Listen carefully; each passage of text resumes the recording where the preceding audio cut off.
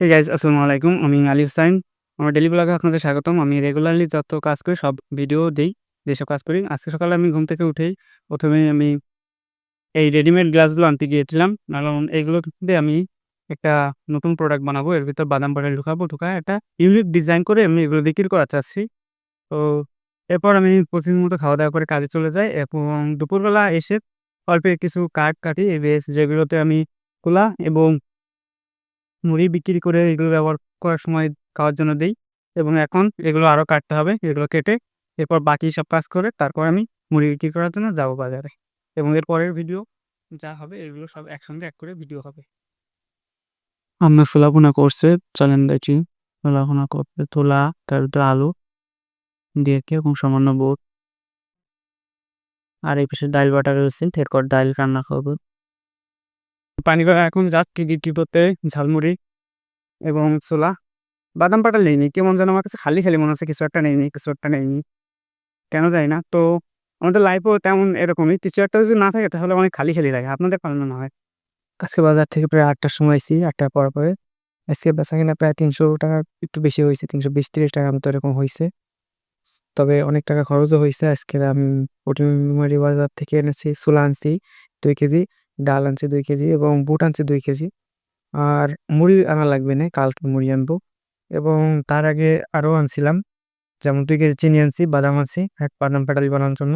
দিয়ে বাদাম পাটা দিয়ে ১ কেজির মতো বানানো হয়েছে। আর এখন ১/২ কেজি বানাইতে হবে। এগুলো কালকে মাহফিল আছে আমাদের এখানে, এখানে বিক্রি করব। আশা করছি সম্পূর্ণ বিক্রি হয়ে যাবে।